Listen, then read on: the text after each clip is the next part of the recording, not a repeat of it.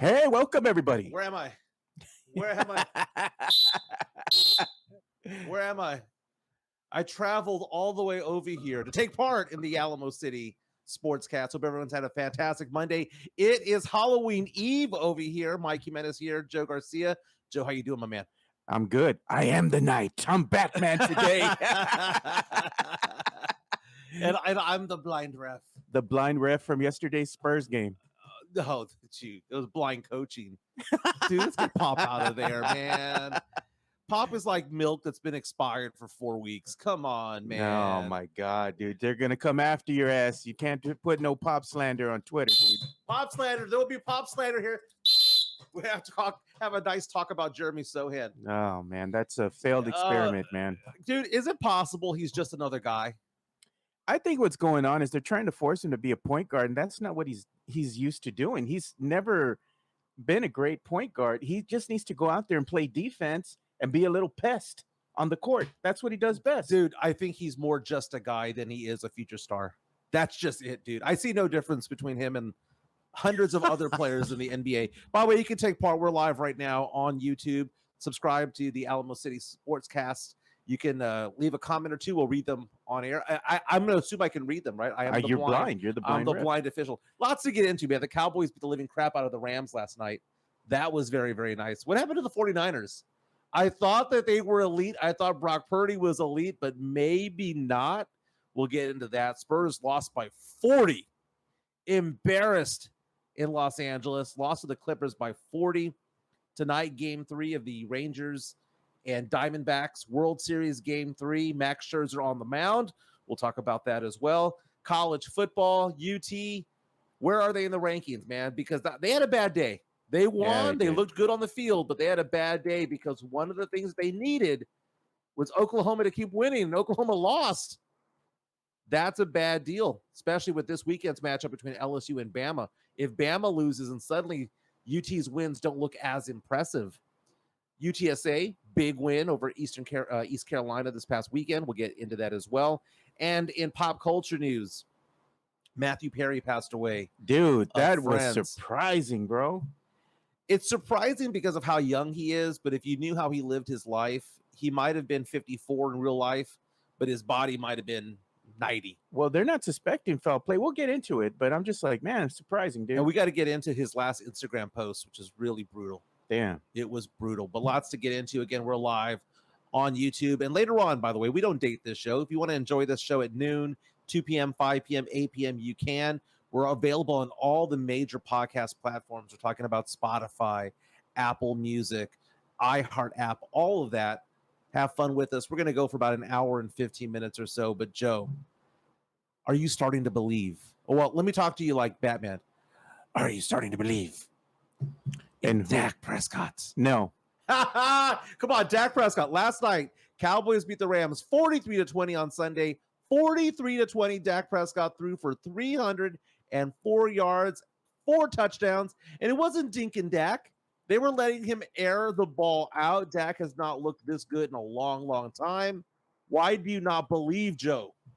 Because you know Dak and you know the Cowboys, man. They're just setting you up for heartache. Dak looked good against the Rams, which the Rams aren't a very good team, you know? But when he plays against elite level talent, an elite defense, he shits the bed. He never shows up. You know, you got to show up in big games for me to say, okay, you finally proved something, you know, to Cowboys Nation out there. If they get to the wild card again, which it looks like that's going to happen because they're not better than the Eagles. Let's be honest. If they get to the wild card again, do you believe Dak's going to get you there? No. That's the thing, man. Dak is who he is. And the Cowboys, you mentioned the Cowboys haven't had a big victory or a big game. Prove it during the big times. Well, what's up next for the Cowboys? Oh, they divisional game. On the road, Lincoln Financial Field against the Philadelphia Eagles. Eagles up a game and a half right now in the NFC East. If the Eagles win that game, division over. It's done. It's done. And the Cowboys may very well have the second or third best record in the NFL, or the NFC rather. But the fact of the matter is, they don't win their division, they're on the road in the playoffs. Yeah, wild card. That's what it is. We had, I think it was Chris reaching out to us a little bit earlier saying that Dak played Chris Gonzalez like a top 5 quarterback yesterday. And he's right. He did. Gen Z says, "Hola, you all. What's going on? Hola, hola. What's going on?" By the way, no mimosas today. Oh my Chicana God. Fuerte, Spernandez. My goodness. I was not faking it on Friday. Oh, I no was doubt. lit. I fell asleep on your driveway. Well, you were in the truck. Well, right. Yeah. Hours later, they dropped me off at my car, and I was like, you know what? It's my nap time. I'm just gonna conk out right here, and I did it. But it was good times, man. It was good times. Yeah, man. If y'all want to go and watch the shit show that was on Friday with Jimenez getting litty, Yeah. check that out. It's the replay is up. Dave Otwater saying, "What's up? Hey guys, Carolina Teague is in the house as well." Chris Leha says, "I'm glad the Dallas Cowboys won the way that they did because all their fans are back with 'We damn boys, Super Bowl bound. This is our year.'" Dude, there's reasons to be optimistic, man, for the Cowboy fans. But no, come on, man. Super Bowl, that's delusions of grandeur, man. Well, I mean, think about it this way. Let's talk about this. Let's talk about the standings within the NFC because we're 8 games in. And it's a 17-game season these days. So 8 games in, you're right around the halfway mark. I would say that the end of next week is the halfway mark. And the Dallas Cowboys are sitting pretty right now when it comes to making the playoffs. And that is half the battle, right? Half the battle is you got to make the damn playoffs. Hey, but when you're losing to teams like the Cardinals, you got problems. But dude, that happened so long ago, man. It's still, man. I'm just saying, like the Cowboys have a tendency to, oh, let's play good against poor teams. They didn't play good against the Cardinals, which is a very poor team. They look good against the Rams. But at the end of the day, who have the Cowboys really beaten that's worth the damn? Well, let me ask you this. So now going into this game, they have the second easiest schedule in all the NFL. Yeah. Right. So the Cowboys right now at 5-2. The only teams with better records, the Eagles at 7-1. And the Eagles have been playing just barely enough to win a lot of their games this year. Yeah, they had a close one against Washington for a little bit. It's just the way that they're playing. Detroit Lions are 5-2 in the NFC North. The Vikings are 4-4. Kirk Cousins out for the year after his injury yesterday. So pour some out for Brandon. Yeah, exactly. That season's over. Yep. That season's over. So there's nobody else in the NFC North that's going to be worth a damn. There's nobody else in the NFC East. So let's count the playoff teams. We've got the Eagles, Cowboys, we've got the Lions. There's 7 teams that make the playoffs. Let's go to the NFC South. We have a 2-way tie in first place, the Atlanta Falcons and New Orleans Saints. The Saints offense has finally woken up. They're back at 4-4, back at 500. They're finally getting going with Derek Carr. I would not be surprised if 2 playoff teams come out of that division. And then you've got the Seattle Seahawks in first place of the NFC West. Who did I say was the sneaky team before the season started? The Seahawks. Who did I say was the team that was going to go off and just surprise people and go to the Super Bowl? The Seahawks. I said the Seahawks. And look, they started off cold. Right now, 5-2. And behind them, the San Francisco 49ers, who started the year 5-0, have now lost 3 games in a row, now at 5-3. Brock Purdy has thrown more interceptions in the last 3 games than he did the 14 games prior. He was under the concussion protocol. He cleared it. Yeah. Usually it takes a week for you to clear. That was probably a bad idea to put him in the game. Chris Richardson out saying that the Niners look like ass, going on to say, as David Outwater tells us, KC lost to Denver, LOL. I want to bet on that game because A, it was like 20 degrees. B, Mahomes had the flu. Yeah, he did, man. And when I heard he had the flu and it was 20 degrees, imagine having the flu, how bad that makes you feel. Right? I can't even imagine playing a football game. Then to go play a football game, No. and then to go play a football game in freezing temperatures. To go play in freezing temperatures at that altitude. Yeah, that elevation kills you, man. Dude, that was not going to happen. It was not going to happen. They needed to rub some Vicks on him, man, before he went out. And then you add the fact that Taylor Swift was not there. Oh, that was a good luck charm. Yeah, she wasn't. The Chiefs undefeated with Taylor Swift in the stands, and they've lost a couple of games with her not there. I wonder if Travis Kelce got some consolation or a consolation prize because, Taylor probably called him afterwards. It's okay, baby. Oh, well, yeah, women weaken the legs. That's what was said in the Rocky movies, right? They weaken the legs. Yeah. Maybe they weaken the legs because he did not have a big game. Again, when Taylor Swift is in the stands, they ball out. when they're not when she's not she there. brings the energy, bro. She does. She does. They get excited. I think they play for her in a weird They way. do. It's so bizarre. So bizarre. That's when he plays his best because his girl is watching. Dude, and I don't care. And people think that that's stupid, but think about it. When people are in middle school, high school, and college, they want to ball out in front of their girl, dude. Yeah, they do. They don't want to look like punks. Yeah. You know, and you know what? The NFL needs to do the right thing. And for all the women that are watching the game, just put up the Taylor cam for them. Yeah. You know, that's going to bring in so many views. Yeah, just a side by side. Little bubble. Picture in there. picture. Yeah. She's going on tour again, so she'll be going away from the NFL. No, so she's a billionaire, man. Yeah, She could do whatever she wants. 1.1 billion. But let's talk about this. In the NFC, you take a look at the fact that the Eagles are above the Cowboys, and the Eagles are the best team in the NFC. No doubt. Who is number 2? Because we can make the argument for the Cowboys, we can make the argument for the Lions, the Seahawks, and the Niners. I think all 4 of those teams are in tier 2. And then there's a tier 3 level that you have the Saints and you have the Falcons and you might have like the Rams. I would put right the around Cowboys in tier 3. No, man, they're not. I would say just because of the way they play. What, very well these days? No, the Cowboys don't play very well. They play Dude. good. Look at their season. The season is misleading because they've had a soft schedule. They haven't really had a harder schedule. I think they're going to have a harder schedule as you start getting into the latter part of their season. They're going to start playing teams that are actually worth the damn. But No, right now, I agree with what you're saying. yeah. I see what you're saying with that, but there's something to be said about the fact that I'm looking at stats right now of certain Cowboy players. Michael Gallup, where has he been? 224 yards receiving this year, doing absolutely nothing booty for crumbs, the Cowboys. Booty crumbs. CeeDee Lamb looked very good yesterday. He did. He looked like one of the best receivers in the NFL. He's going to be at least in that top 5 conversation. Now, one of the players that is starting to heat up a little bit for the Cowboys is Brandon Cooks. Brandon Cooks has had a touchdown in back-to-back games. Last night, it's Sunday afternoon, 3 receptions, 49 yards, and a touchdown. 2 touchdowns on the season, both in the last 2 weeks. Here's the thing.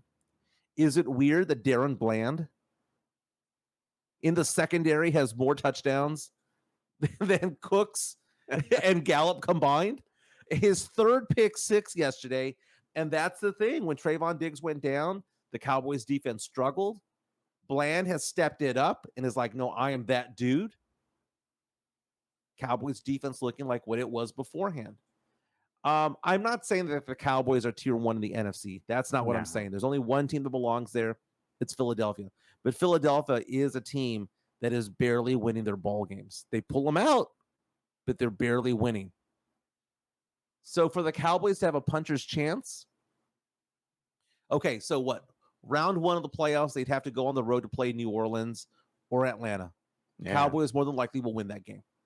Against the Saints, I don't know, man. The Saints are getting sneaky these days. They're sneaky, dude, especially when it gets into the postseason. They know how to pick it up to another level. Here's what I like about what the Saints are doing right now. Okay, first of all, they started the season with just crappy offense. New quarterback, new system. Alvin Kamara was out the first 3 weeks, but they were somehow winning some games. But right now, they're figuring out how to use Taysom Hill. Taysom Hill yesterday was receiving the ball, was rushing the ball, was passing the ball, had 2 touchdowns, and there was a play where he scored a touchdown, Joe. Yeah. Where they brought in as a fullback a lineman who weighed 350 pounds. Ooh, big boy. So it wasn't Refrigerator Perry where they try to get him over the line.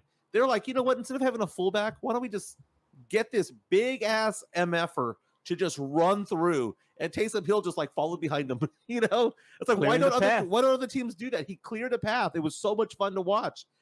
Derek Carr is finally getting some confidence. You know why he's getting confidence? Because Shaheed yesterday, 3 receptions for over 150 yards. It hadn't happened like that for the Saints in 25 years. A player to have 150 receiving yards in 3 catches or less. But he's doing very well. The Saints are an interesting team. They're going to be a hard out. Yeah, they've got a good defense. Yeah, they've got a good defense. They're going to be a hard out. I think what you're seeing right now in that division is that the Saints can take control of it. It's the schedule's getting a little bit easier for them. I expect them to be 6-5 after 11 games. It's only going to take 9 wins to win that division and get a playoff home game. Yeah, look at what the Cowboys schedule looks like too at the end of the season. The latter half, they play the Eagles, the Giants, Panthers, Commanders. Those are all Seahawks, shitty teams. Those are all shitty Eagles. teams. No, I don't know. The Commanders can play the Cowboys tough, and the Cowboys, they tend to go ahead and shit the bed. They're going to lose either one or two of these games against the Panthers and the Commanders. After the Commanders, they got the Seahawks, Eagles, Bills, Dolphins, Lions, Commanders. I see a couple L's in here. Well, yeah, probably the Seahawks, probably the Eagles again. That Dolphins game's really, really, really got my attention. But isn't that what the Cowboys need, though? Don't the Cowboys need to have good teams to line themselves up and be ready for the playoffs? The Cowboys are doing what they should be doing right now. They're racking up some W's, racking up some wins. That's what they should be doing. And they should be looking there at a puncher's chance of getting the NFC East championship, because you never know if Hurts is going to be healthy. I mean, Hurts might go down with an injury for all we know. You got to be ready and be within shouting distance. But if the Cowboys lose to the Eagles this upcoming weekend and fall 2.5 games behind, I have a hard time seeing that they're going to actually come back and win that division. They'll be stuck at number 5 when it's all said and done. A lot of people reaching out talking about the Saints, saying that Chris Olave is not in sync with Derek Carr. Yeah, Olave was in sync with the jail there in New Orleans, because he was arrested over last week, a few days before kickoff, because he was arrested for going 70 and a 35. Yeah, it happens, man. Does it? Does it really? Yeah, when you're an NFL player, it happens quite often. How worried should the Niners fans be right now? I don't know, man. 5-0, start the season. 0-3, Brock Purdy, 5 interceptions in the last 3 games. McCaffrey's still doing his thing. And I know they have some injuries, Deebo Samuel's getting nicked up and stuff like that. But defensively, that defense, which is pretty stout, where'd they go? You know what happened? The NFL gods delivered karma, because Kittles decided to wear that stupid-ass shirt when they beat the Cowboys. F the Cowboys. No, F you, motherfucker, because you shouldn't have done that shit. Karma's a bitch, and they came back to get him. Good that they're losing. Tim reaches out to us right now on our YouTube stream saying, great weather outside. I need a ruling. My dogs didn't want to come back in. Yeah, it's nice weather, man. Who wants to be outside when it's hot as shit? Yeah, it's 40. Yeah. It was 42 degrees. I have a husky and a golden retriever. Now, the little Shih Tzu, she wanted to stay inside, right? Yeah. But the other dogs, the boy dogs, they went outside at 45-degree weather, and they were like, hell yes. And they were running around like crazy, man. They're happy. They were happy. It's a husky. Huskies are from Alaska, for crying out loud. They like the snow. This is their weather. Yeah. You know, this is their time to shine. So I kind of posted that on Twitter, and people were giving me crap about it. Shit, you have 2 dogs. That's a mini dog sledding team, dude. Speaking of getting crap on Twitter, no one's giving me crap about the Sohan experiment at point guard for the Spurs. I think they're all in consensus, dude. They see the same thing. Yesterday, he looked totally horrible, awful. Okay. Now, here's the thing. Last year, I was accused of Jeremy Sohan slander, and so many Spurs fans were all on me about this. And what I don't understand is that a lot of Spurs fans are in love with this guy. They think he's going to be like a future star. I don't see it. I mean, I think he'll have a long career. I think he's a decent player. He's a good role player. But what am I not seeing? Because I'm like, we're watching the same game, right? We're watching the same thing. Now, last year, I might have gone a little bit overboard when it came to my criticism of Jeremy Sohan. This year, I don't have criticism for him. This is all on Pop. Pop has set Jeremy Sohan up to fail, and I'm calling Pop out on that. You know what? Pop always has a purpose to everything he does. You know what? Spurs fans need to come to the realization of this season. Is Pop low-key tanking? And, you know? Okay, why would he do this to Sohan? Think about what he was doing last year. Allowing Sohan to go out there and shoot 5-6 3-pointers per game at a 25% clip. Watching him go off there and fail from the 3-point line repeatedly, over and over again. And then this year be like, you know what? We're going to have you run the point. It's positionless basketball. Dude, if I hear somebody say positionless basketball, I think that they're stupid. I think they're stupid because the arguments that they come at me on Twitter is well, who's the point guard for the Denver Nuggets? Who's the point guard for the Phoenix Suns? Who's the point guard for the Milwaukee Bucks? Who's the point guard for the Lakers? And I'm looking at them going, okay, they play positionless basketball. You know why? Because the Lakers have LeBron James over there. Giannis plays for the Bucks. You've got Kevin Durant and Devin Booker with the Suns, and you've got Nikola Jokic for Denver. You can play positionless basketball when you've got a god on the basketball court. But when you have Jeremy Sohan out there, you have no ability to say that we're going to run positionless basketball because that is just bullshit. It is complete bullshit, and we're seeing it. Spurs lost by 40 yesterday. And to see the confidence that Sohan had out there look shaken has nothing to do with him. So when I say that Sohan's not playing well, understand that I'm not going after Jeremy Sohan as a player or as a person. What I'm saying is that he's being set up to fail. He's being set up by Pop. And a lot of people reach out and go, well, Jimenez, Pop is the GOAT. Pop was the GOAT 10 fucking years ago. He was the GOAT 10 years ago. Look at Tom Landry. Remember Tom Landry? Dallas Cowboys? Yeah. Was it the right thing to get rid of him back in 1989? It was, man. It was time. It was beyond time to get rid of him. Tom Landry, with all of those rings, if you had done a general manager consensus, a poll like they do with the Athletic in the NBA, yeah. how many of them would have said that Tom Landry was the best coach in 1989? None of them. And if you look at what's going on right now, they ask the question of all these GMs, who is the greatest coach right now in the NBA? Do they say it's Pop? None of them do. They think it's Eric Spoelstra, and they're right, by the way. Pop might be one of the greatest of all time, but he ain't anymore. Look at your starting five from yesterday's game, right? You have Keldon, Wemby, Collins, Vassell, Sohan. Going down the line here, Keldon Johnson, minus 27 for the night. Victor Wembanyama, minus 14. Zach Collins, minus 36. Devin Vassell, minus 30. Jeremy Sohan, minus 30. Jeremy Sohan played 22 minutes, 0 points. That's not going to get it done. Zach Collins, he has been booty crumbs, bro. He has been. Booty crumbs. You were doing the plus minus. What was the plus minus yesterday of Trey Jones? Shoot, let's look at Trey. Trey, he was 0. Okay, think about that. Trey Jones played what, 22 minutes yesterday? 20 minutes. 20 minutes, right? So it's a 48-minute game. Spurs lost by 40. How is it mathematically possible that Trey Jones, in the 20 minutes that he was out there, had a 0 plus minus, where the Clippers somehow magically did not outscore the Spurs when he was on the court? Think about that. And Trey Jones also had a bad game yesterday. I'm not going to say he had a great game. He had 4 turnovers. He's typically not a turnover machine, but the team is different when he's out there. This whole narrative about, well, that's not how the way the NBA is played. No, that is the way the NBA is played. If you look up the stats last year of the 10 players who were the top 10 in assists last year, 9 of the 10 were point guards. Yeah. The only one that wasn't was Nikola Jokic. So you can do positionless basketball if you have a superstar bringing the ball up the court.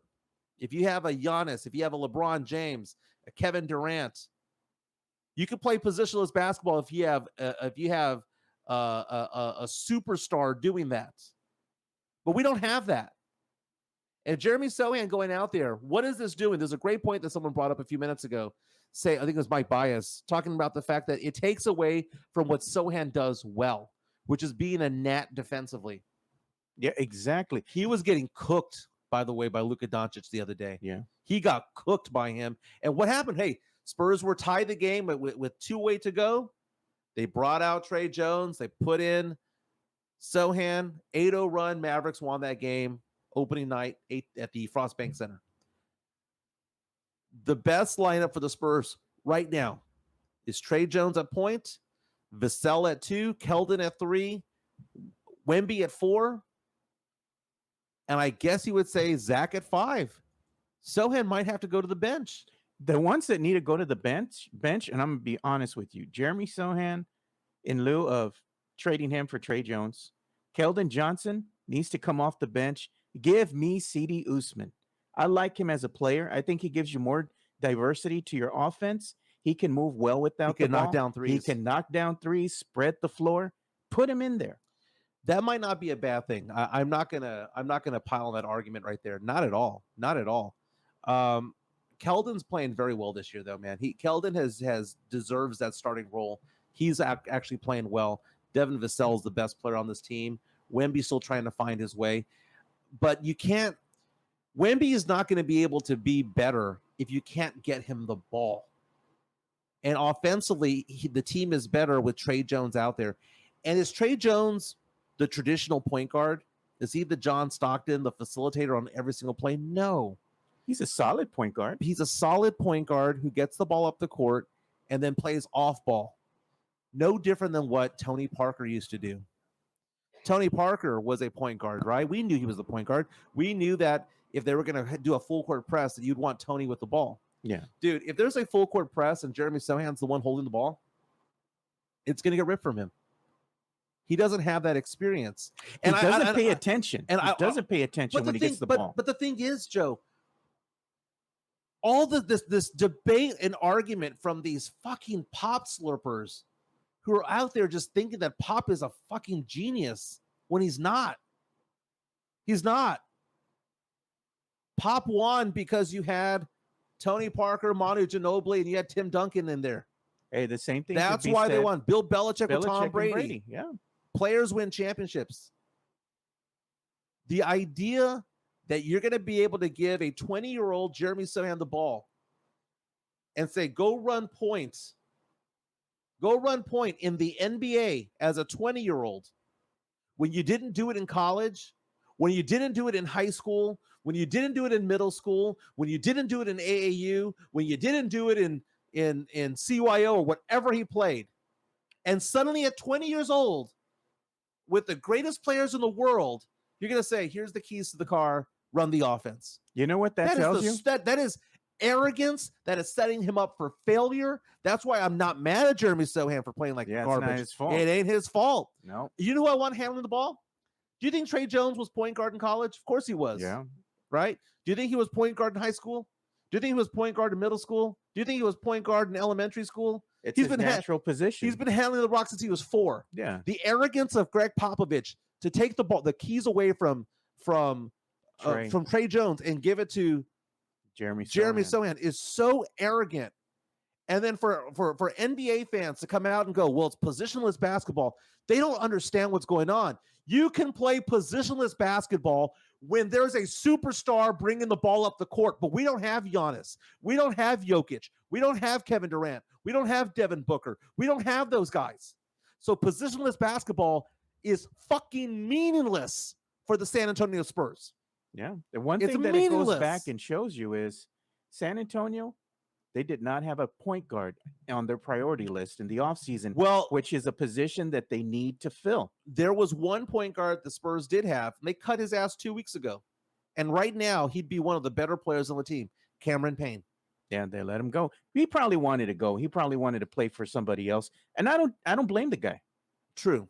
I don't. He wants to play for a winning team. And let's put it like this. When you have veterans that have experience, they know the sun's starting to set on their career, and they want to play for a contender. But then you can always entice them by saying, you know what, you can play with Wemby. And that might be something worth. Maybe he wouldn't want to play with us if we had one of the Thompson twins here. But if you have Wemby, that's a different thing. Yeah. That's a completely different thing. But my blood is boiling right now when it comes to this whole Pop thing with this whole point guard issue. Because when are we going to understand that this is not a thing? And it's funny because I go on social media, I go on Twitter, and people were telling me, no, Jimenez, you didn't understand. Sohan's capable of doing this. He's capable of doing this. This is the way the NBA works these days. It's not. It's not. Yeah, you got to have a good point guard at that position and on the team. The point guard to me is one of the most instrumental pieces that you have to have, because he's going to be the facilitator of the ball. He's going to be the heart of the team to really run that offense, right, and get your players in the right position or the best position to score the ball. Yeah, unless we have a Luka Doncic, it's a moot point. It's a stupid argument. It doesn't mean that the Spurs have to go out and get an elite level point guard that's going to take No. over games. No, you just need a very good point guard. We have a decent enough point guard in Trey. The Spurs just need to have a better backup. They need to have a better plan. Either you're going to want Trey to start or go after another point guard to help out Trey and have that 1-2 punch. Trey starting, have somebody come off the bench, help lead that second unit. What's the point of saying that we want to have Sohan in there to improve the defense if the offense sputters? Yeah, he can't play defense because he's called upon to be a point guard. Right. It's limiting him. He's like basically he's playing out there on one leg. Yeah. And he doesn't know what he's doing. No. He's reacting to everything because it's not his position. That's what I'm saying. I think Coach Pop is low key tanking again. Yeah, David's coming down saying point guard is the quarterback of the team. That's it. Believe it. And man. not all quarterbacks need to be superstars. Some can be game managers, right? And the same thing for point guards. Not all point guards need to be Kyrie Irving. Not all point guards need to be a superstar, a James Harden. Some point guards just need to be a Tony Parker. Some point guards just simply need to be a Derek Fisher, just somebody who brings the ball up that settles the offense down and finds the superstar where the superstar wants to be found. Yeah, get him the ball. It's no different than baseball, right? There's a certain pitch that every batter likes, that it's their sweet spot. And it's like that in basketball. There's a certain position on the basketball court where they want to catch the ball at a certain speed, at a certain point on the court, and that's their go-to. Wemby has that go-to. Vassell has that go-to. You catch them in stride. And Sohan's not capable of doing that. It's not about Sohan. It's about the fact that he's being set up for failure. And who's setting him up for failure? Pop. That's basically let's go ahead and do one of our really new ad reads right here. And we're talking NBA, so we got to go with our boy Jeff Garcia. So here you go. Now you can't even hear it. All right. This podcast is sponsored by Locked On Spurs. Well, actually, sponsored by Jeff Garcia. You can follow my Jeff G Spurs Zone on Twitter and on Threads as well. Jeff Garcia does daily content when it comes to your San Antonio Spurs. Oftentimes, you'll find me on the show. You'll find Joe on the show as well. You can find it and subscribe on YouTube. It's a great page because you can actually watch the whole podcast like you're doing right now. Yeah. Or you can subscribe on all the major podcasts. I listen on Spotify. I do listen to Locked On Spurs every single day, and follow Jeff Garcia on Kens5.com because he's the head Spurs writer over there. Great content when it comes to the Spurs. He follows the team. He's in the locker room before and after the game, getting you what you need to know when it comes to the silver and black. Jeff Garcia, Locked On Spurs. Yeah, that's weird, that the audio doesn't come through. You know what it is? I isolated the issue. I have a bad 3/4 inch cable. I'm going to buy one today after the show on Amazon. Yep. I can see that. We're getting rid of this thing. I'm going to burn it, throw it in the garbage. You know what? Tonight, game 3 of the World Series, the Texas Rangers on the road against the Arizona Diamondbacks. Rangers have been home on the road, man. They've just been winning road playoff game after road playoff game. So I am optimistic tonight. Max Scherzer on the mound for the Rangers. Oh, I don't know how I feel about that one, dude. Dude, Vegas has the Rangers as heavy favorites today because it's a road game. But, man, the Diamondbacks should be up 2-0. Diamondbacks blew game 1. Yeah, they did. They could have been up 2-0. They should have been up 2-0. So I think Ranger fans should be feeling good about themselves that it's 1-1. They should be down 0-2. They got their asses handed to them in game 2, 9-1. Tonight, Max Scherzer. But this is where legends are born. And Max Scherzer is a future Hall of Famer, 3-time Cy Young Award winner. He's going to go out there, and I think he's going to be decent. Decent enough? Get me 6 innings. 6 innings, give up 2 runs. Rangers win that game. Garcia, by the way, holy crap. Garcia is turning into a legend in one postseason. 5 games in a row with a home run. That got broken. But the fact of the matter is that he's just playing so well these days. The Rangers, a great mix of young players along with the veterans as well. I think the Rangers take game 3. I think they take game. I think the Rangers win 2 of these 3 games, come back home up 3-2, try to close it out over the weekend in Arlington. Well, if you want to talk about, every game is a must win, this is a must win for the Rangers if they want to go ahead and stay in that race. Because I feel if the Rangers fall 2-1 behind the Arizona Diamondbacks, Arizona, they were on a tear against the Phillies. They're feeling good. Their team is fired up. You don't want to go down 2-1 against that type of baseball team that's firing on all cylinders right now. Yeah. The Rangers need to stay in the lead if they want to give themselves a chance to win this series. But they've shown how resilient of a team they are. The fact that the Rangers were down 3-2 going back to Houston at Minute Maid Park, and they came out and won that series, it Yeah. shows that it's not over when it comes to the Rangers. Even if the Rangers were to somehow go down 3-1, I'd still be relatively optimistic because this team has shown that they are hard out when it comes to the playoffs, Oh, and look, they look. get very streaky. Hold on there, Mr. Leja. He wants me to play the grito for the. No, Rangers, it's 1-1. They haven't lost shit. Well, they lost over the weekend, so I gotta do it. No, it's for losers. The series is tied. If they go down 2-1, we'll do the grito. Okay. But it's 1-1. They're not losing. They lost a game at home. So what? No, David. David says that he's being mean to his dogs after the Rangers lost 9-1. Don't kick that dog. It's not the dog's fault. Chris man. says if Max Scherzer can give the Rangers 5 great innings tonight, Rangers should win it tonight. I agree.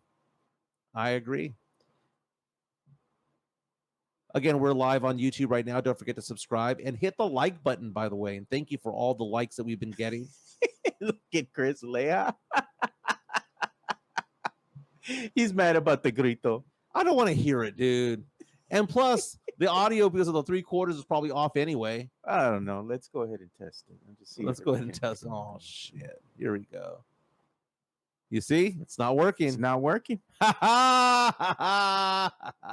know what? I bet you I know why. Jason, you're making it worse, dude. Did I make it worse? I can't hear anything. Can you hear me now? No. Yeah. Joe making it worse. I don't know if you can hear me, Joe, and I'll just keep doing the show.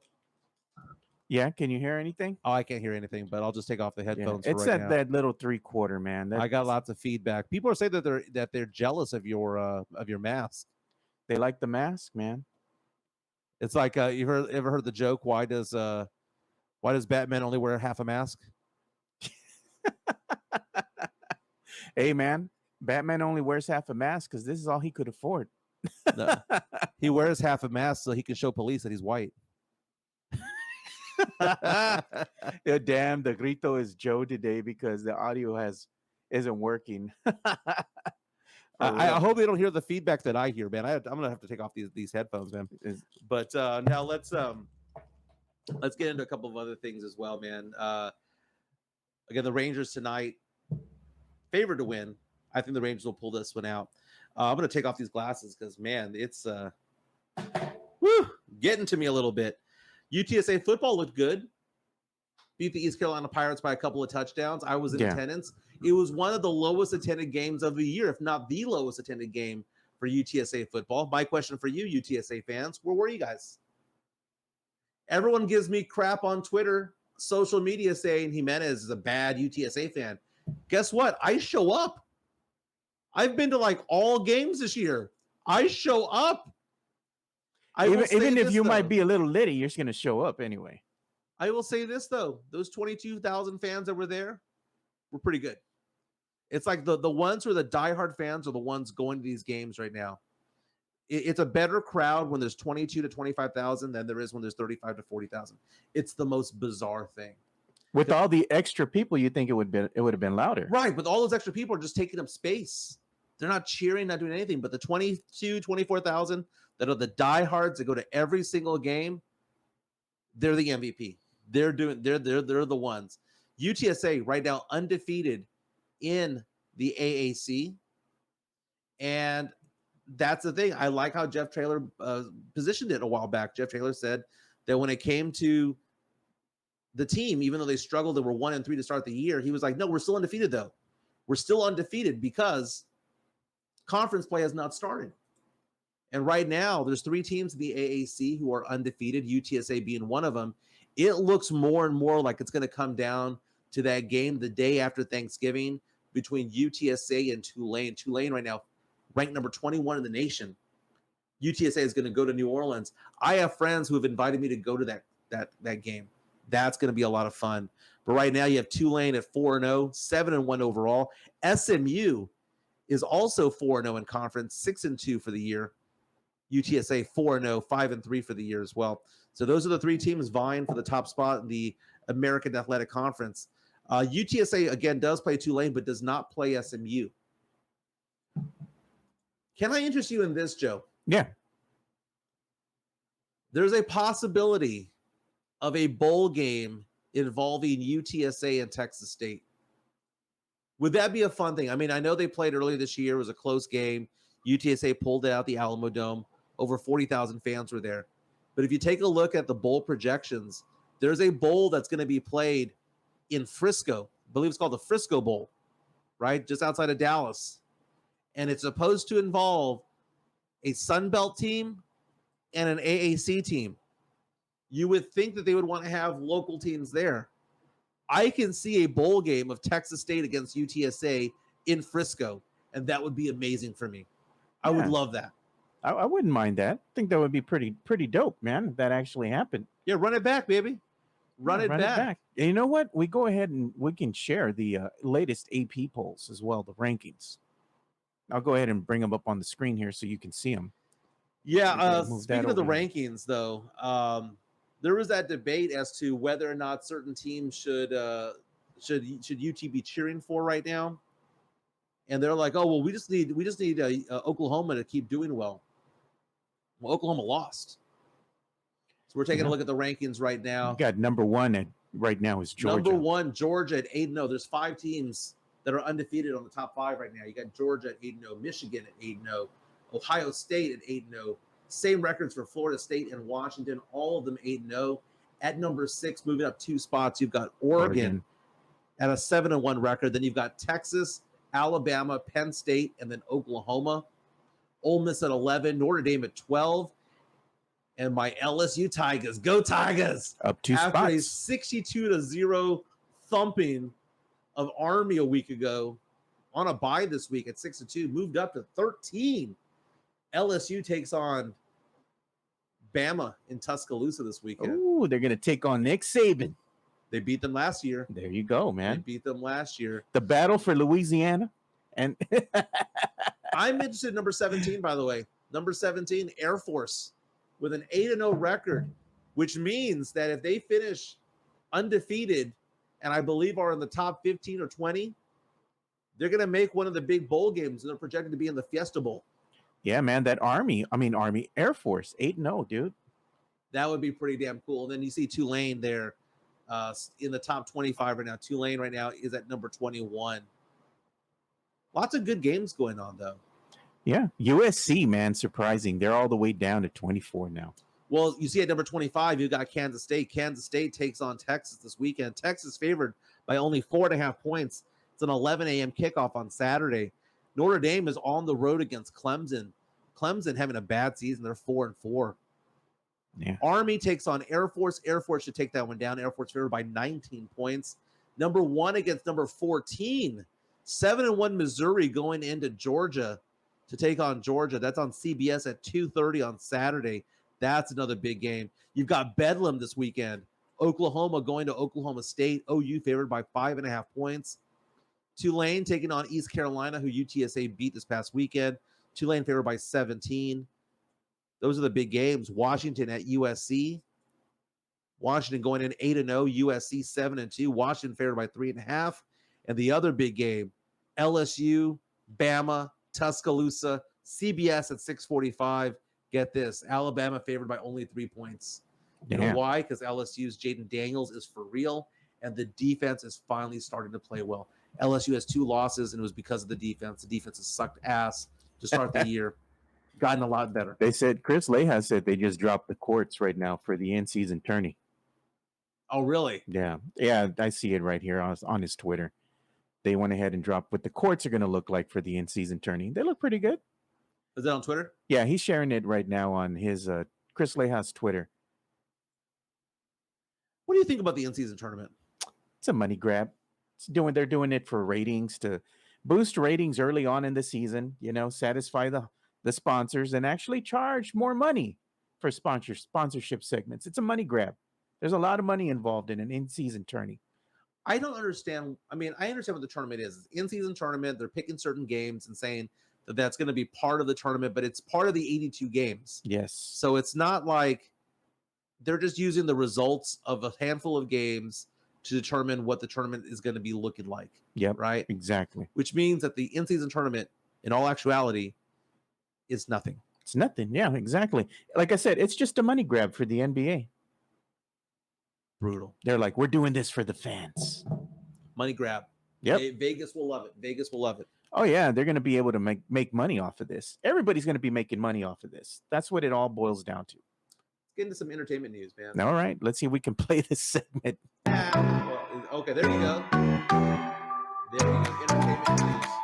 Very sad news out of Hollywood this past weekend. It's one of those things where I don't want to say that it's surprising, because fact of the matter is that it wasn't surprising to me. It's shocking in a sense, but when you think about it, not very, very surprising. You have a member of Friends, right? So Matthew Perry passed away at the age of 54. Matthew Perry is somebody who lived a very, very hard life. Friends, one of the most iconic shows of the last 25 years. Late 90s, early 2000s, just dominated the Nielsen ratings. And Matthew Perry was a big part of it. He played Chandler Bing. Gonna be honest with you, my wife loves Friends. Yeah. I can't stand that show. I think it's a dumb show. But if there was any of the characters that made me laugh, it was Chandler Bing. Right? He was the best character on that show. Matthew Perry has gone on to say that he doesn't remember much about that time of his life. Sad, dude. Talking about the fact that he was an alcoholic, on drugs, and because of that, he was only clear enough to do his lines, do his show, and then go get zonked out of his mind immediately after. Yeah, he was probably battling a lot of demons that we don't know about. Yeah. And that was something that he was using to cope with that. So I feel bad for him, man. He probably had some type of mental thing that he was going through at the time that nobody knew. He was doing this in secret. Well, he had sobered up though. Yeah, he had sobered up over the years. We saw that Friends reunion that was about a year or two ago. Yeah. He did not look like himself. Now, don't get me wrong, Jennifer Aniston still looks beautiful. David Schwimmer looks the same. A lot of these people still look the same, but Matthew Perry, who went from a very good-looking young man, very preppy, became somebody who was overweight. He looked older than everybody else because that's what drugs do to you. That's what alcohol does to you. One of the things that he had said most recently was, when he said, when I die, I don't want to be known as the guy from Friends. He goes, I want the first line of my obituary to say that I was somebody who helped people I helped people get off of alcohol and drugs. Yeah. That he was proud of himself the last few years for cleaning himself up, and that he was a sponsor to others who needed help when it came to their drug addictions and alcohol abuse and stuff like that. So he did clean himself up. But the fact of the matter is that he might have been 54 years old, but his body might have been 94 years old. Yeah, he might have wrecked himself because it's good that he was off of it for the last few years. I mean, think about how he died. I mean, he died. It's a believed a drowning. I think he wasn't a jacuzzi. The belief was that he may have had an aneurysm or a heart attack, cardiac arrest like that, and drowned inside of his hot tub. Yeah. Now, when I think of hot tub, I think of a hot tub for like the ones that I would have at my house or at a Airbnb, right? Yeah. 4-person hot tub. So I found that to be odd. But if you go onto Instagram, he had his last post, which was of him relaxing in the hot tub.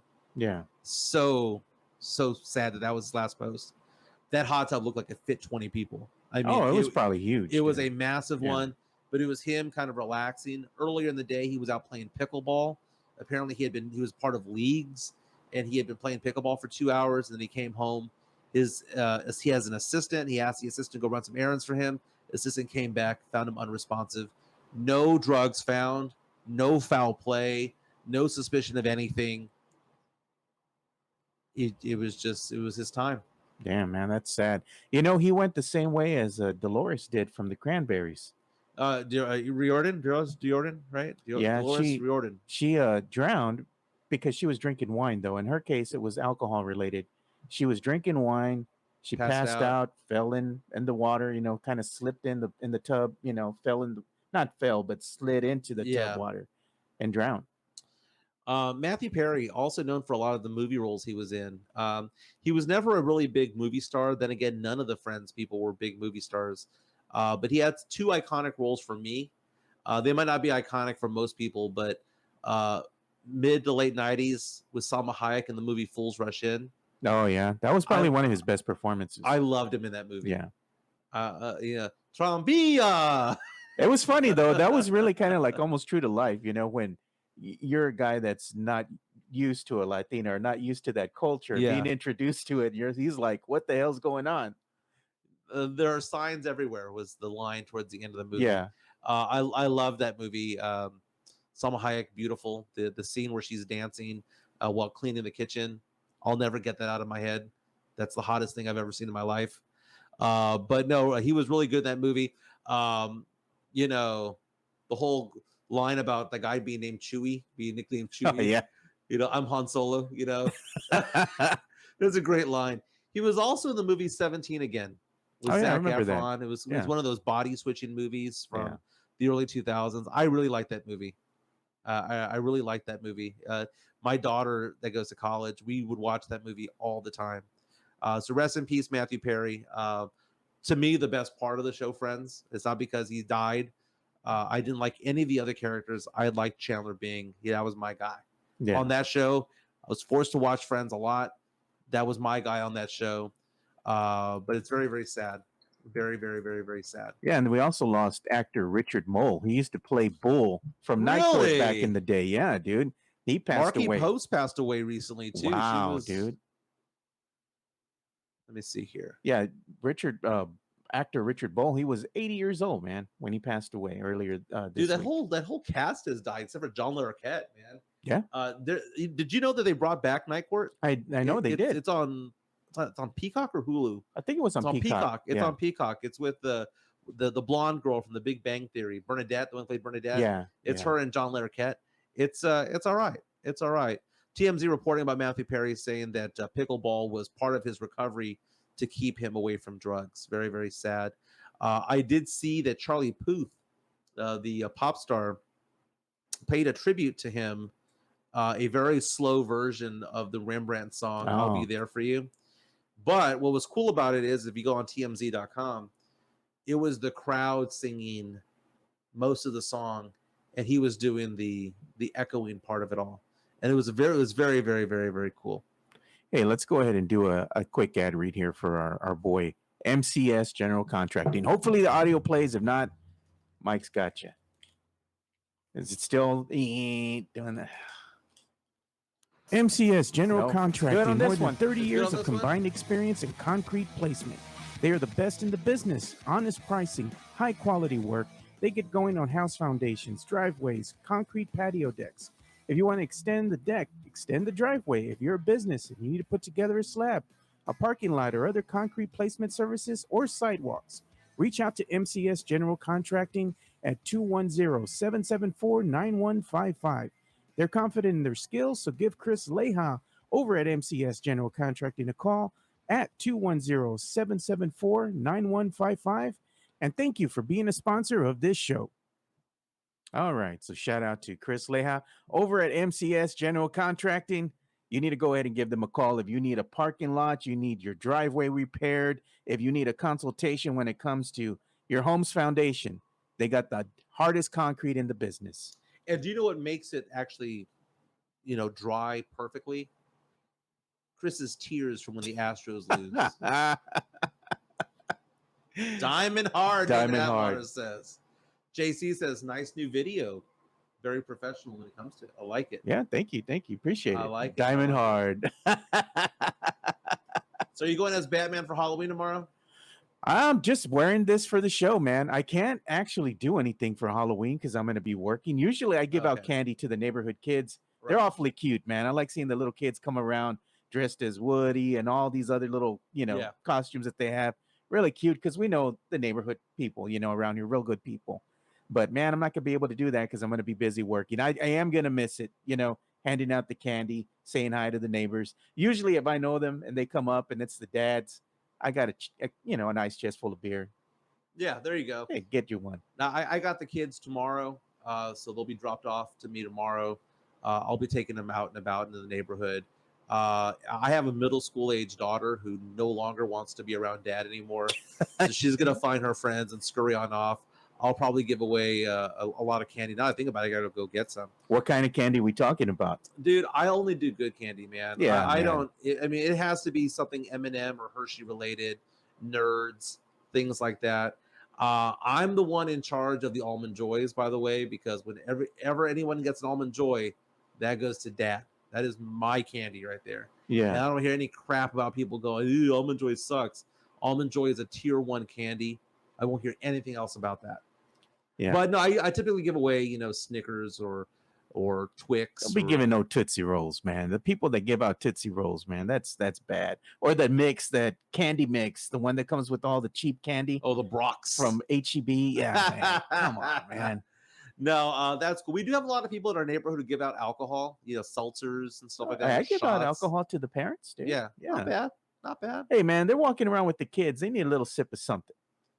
And Chris was asking me right now, Chris Gonzalez, Joe, what's your favorite Batman, man? I always got to go with the OG, man. That to me, that's Michael Keaton. Michael man. Keaton? Michael Keaton.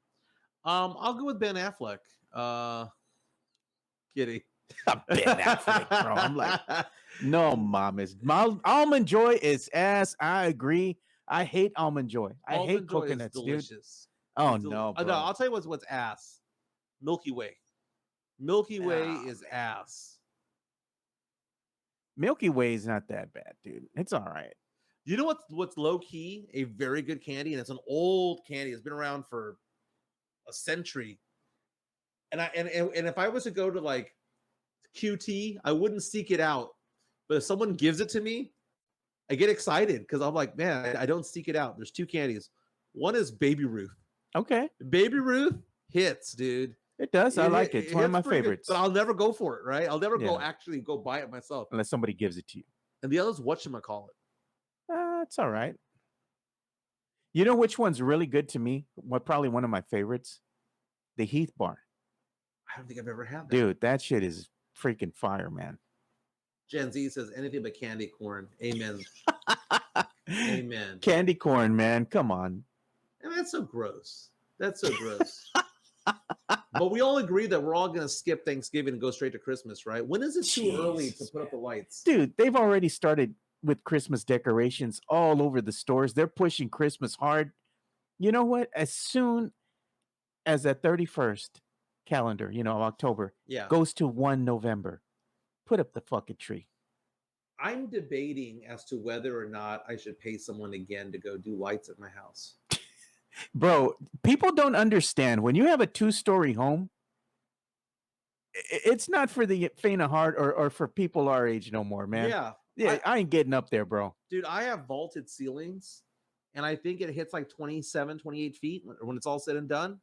I'm not going to be on top of my roof Nah, that high up there with me and my tubby ass going up there to got go no put up lights. business. No business. But then again, man, it's going to cost like $500. You know what you should do? One of the neighbors around the block here, they put these Govee. They're called. It's a Govee brand, Yeah. and they just put them up there on the rafter. The little tip of the roof where it comes to an apex, right?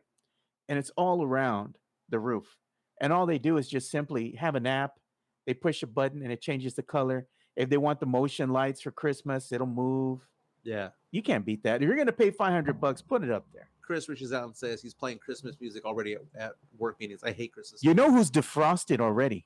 Fucking Mariah Carey, dude. I hate that freaking All I Want for Christmas. It's the greatest Christmas song of all time. Fucking hate that song, bro. Okay, which one's better? All I Want for Christmas by Mariah Carey or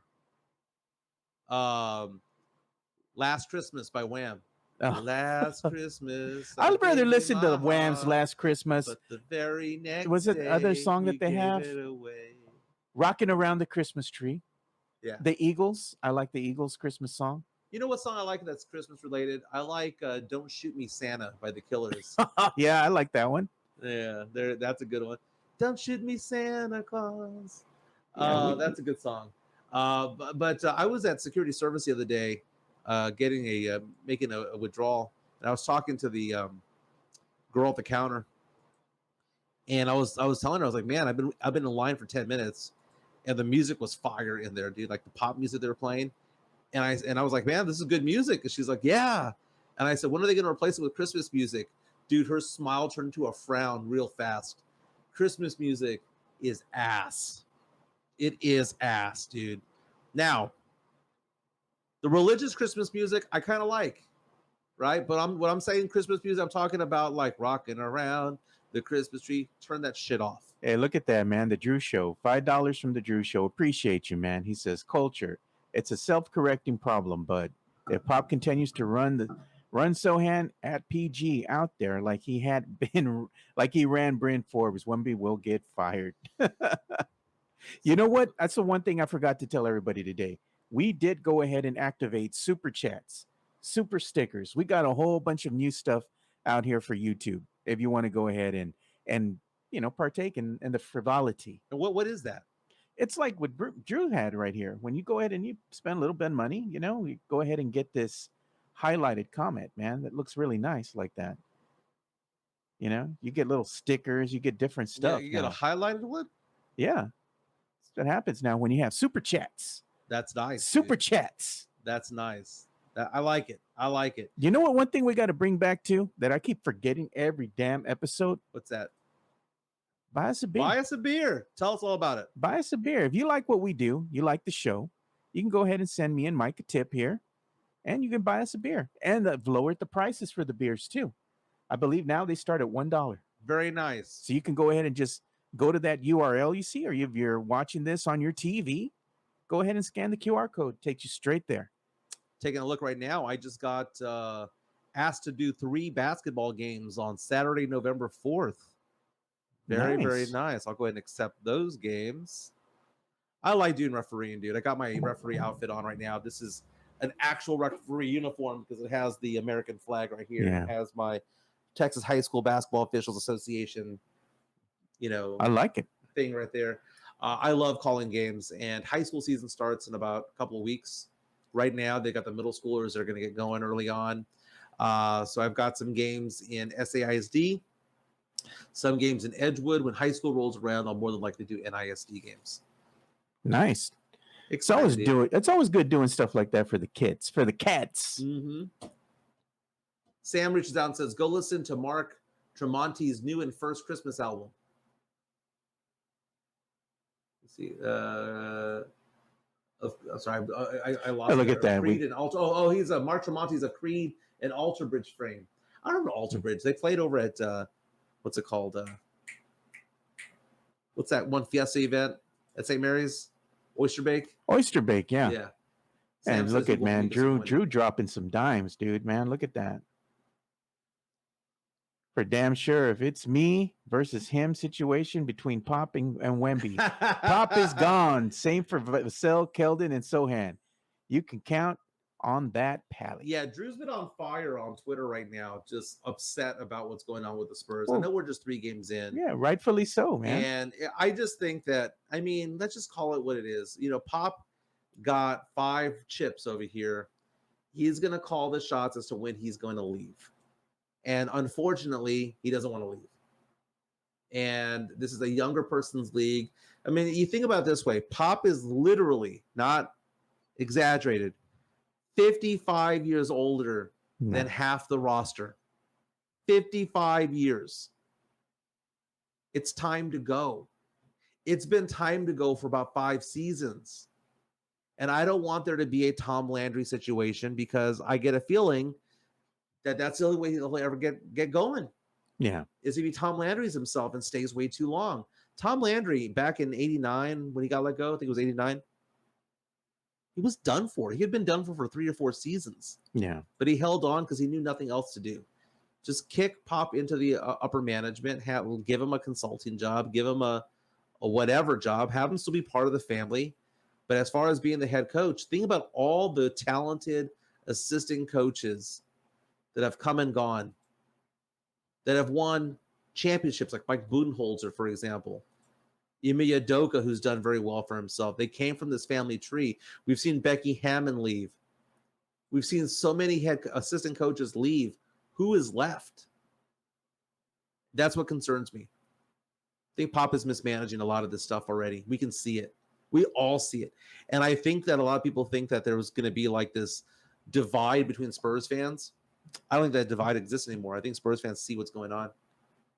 And either Pop doesn't know what he's doing or he's tanking again. I think he's low-key tanking, bro. Brutal. He wants to pair somebody else that he's got an eye on with Wemby. Chris Gonzalez. Perfect way of putting it to end the show. Pop is living long enough to be the villain in his own organization. Some very Batman type words right there.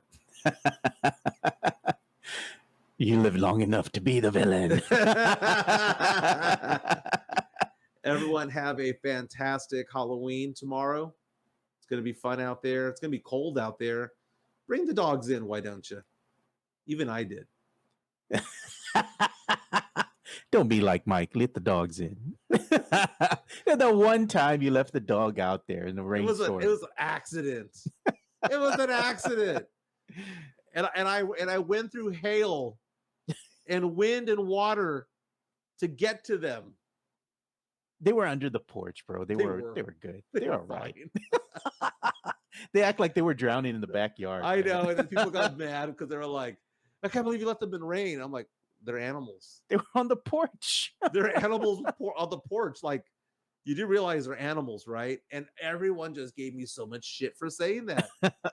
At the end of the day, cats and dogs are animals. And that's why it rains like cats and dogs. They're fine. Mike hates his dogs. Oh, the Drew Show, man. He's saying he has bad coaching. He's destroying all rookie players from last year, sabotaging Wemby's rookie season. Call a spade a spade. That's what Mike did. Yeah. I agree with about 65% of what Drew is saying when it comes to that. Drew's not off here, man. I'm going to be honest with you all too, man. Coach Pop might just be low key tanking. And this is also not a very good draft class. It's not, man. So why do it? Spurs right now have the opportunity to get between 1 to 3 first rounders this year. Spurs have their own first rounder. Yeah. They got Charlotte's if Charlotte makes the playoffs. So if they make the playoffs, Spurs will have like somewhere in the mid-teens to 20s. And then the Spurs have who else do we have? We have Toronto's picks. But yeah. I believe it's top 6 protected. Next year, the Spurs have our own. We have Atlanta's, and we have, is it Boston's next year? I think it is Boston's. So you've got 3 right there. And if the ones that are above us from this year don't convey, Spurs could have technically up to 5 first rounders next year. That's crazy, dude. That's crazy. And the Spurs have swaps along the way. But everyone have a fantastic day. Gen Z saying, calm down, Drew. LOL. I agree. We're 3 games in, but man, this point guard experiment is over. It's rough. It's over. It's not going to happen. Quit trying to make it happen, Pop. Everyone have a fantastic day out there. Stay indoors. Eat caldo. You'll be good. All right, Tex-Mex Frank. Howdy, fellas. What are the hours and days of the show? We go Monday, Wednesdays, and Fridays. I was doing noon, but since now I'm working at noon because of the scheduling that happened, now I have to go on at 10:30 till about 11:30. We're going a little over today, but that's usually the hours, 10:30, 11:30, Monday, Wednesday, Friday. When the schedule changes and I go back in at 1 or 1:30, we'll go back to 12. Very nice. All right, guys. We'll see you all later. We'll see you on Wednesday. Have a good one, fellas. Bye.